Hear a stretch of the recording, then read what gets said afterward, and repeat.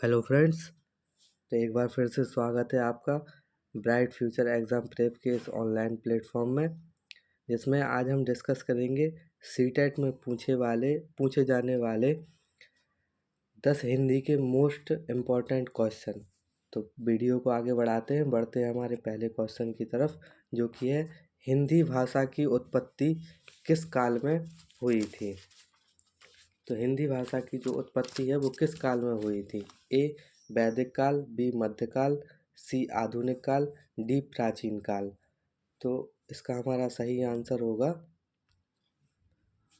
B मध्यकाल। मध्यकाल में हिंदी भाषा की उत्पत्ति हुई थी। बढ़ते हैं अगले क्वेश्चन की तरफ। दूसरा क्वेश्चन है, कौन सा हिंदी साहित्यकार महाकवि के नाम से जाना जाता है। तो इसमें पूछा गया है कि महाकवि किसके लिए कहा जाता है। फ्रेंड्स, ये बात याद रखें कि ये वीडियो में जो क्वेश्चन है वो सीटेट और यूपी टेट के लिए बहुत महत्वपूर्ण है। तो इसको आप मिस ना करें और जो है बखूबी इसको समझें कि कौन कौन से इसमें क्वेश्चन आते हैं और किस टाइप के क्वेश्चन पूछे जाते हैं। इससे आपको काफ़ी आइडिया मिलेगा। कौन सा हिंदी साहित्यकार महाकवि के नाम से जाना जाता है। तो महाकवि के नाम से तुलसीदास जी को जाना जाता है, सूरदास जी को जाना जाता है, कबीरदास जी को जाना जाता है या मीराबाई को जाना जाता है। तो इसका हमारा सही आंसर होगा बी सूरदास जी। सूरदास जी को महाकवि के नाम से जाना जाता है। और कालिदास जी को भी महाकवि कालिदास के नाम से जाना जाता है। महाकवि कालिदास।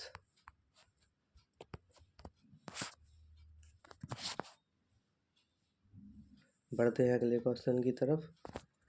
रामचरितमानस किसने लिखा है, या ये गलत लिख गया, रामचरितमानस किसने लिखी है। मतलब रामचरितमानस किसकी कीर्ति है। तुलसीदास, सूरदास, कबीरदास, मीराबाई। ये सब साहित्य के क्वेश्चन है, बहुत इम्पोर्टेंट क्वेश्चन है जो कि यूपी टेट में इम्पोर्टेंटली पूछे जाते हैं। तो रामचरितमानस के जो रचयिता हैं वो है ए तुलसीदास जी। तुलसीदास जी हमारे रामचरितमानस के रचयिता हैं। नेक्स्ट क्वेश्चन, हिंदी भाषा में कितने वर्ण होते हैं। हिंदी भाषा में कितने वर्ण होते हैं। ए 40, बी 50, सी 60, डी 70। तो फ्रेंड्स, ये इसमें जो ऑप्शन है उसमें तो एक भी जो है सारे के सारे गलत है। इसमें एक भी सही नहीं है। अकॉर्डिंग टू NCERT के हिसाब से 52 क्वेश्चन दिए गए हैं, है ना। तो ये आपको याद रखना है कि हिंदी भाषा में जो वर्णों की संख्या है वो 52 है, 52 है ना।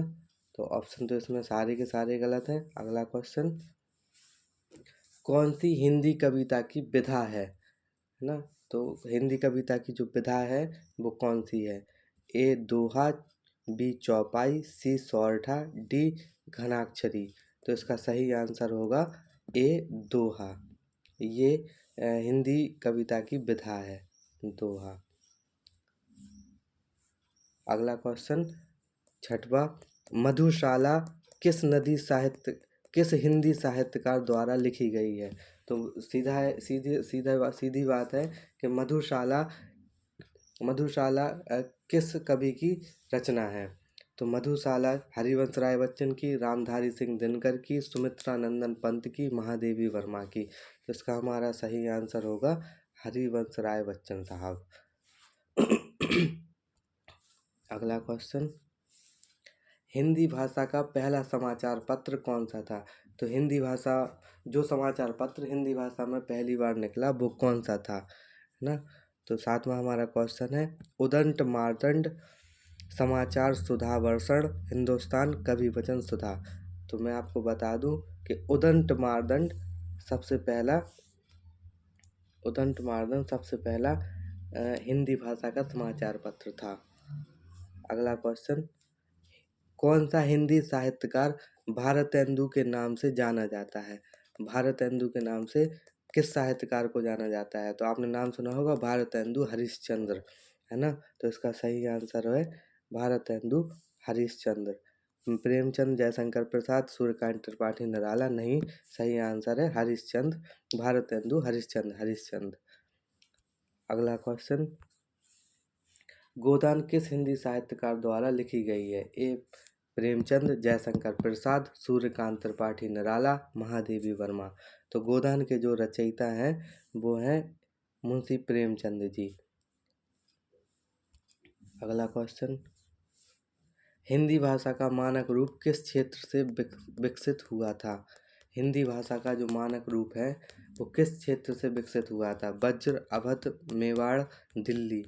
तो इसका सही आंसर है अवध। ये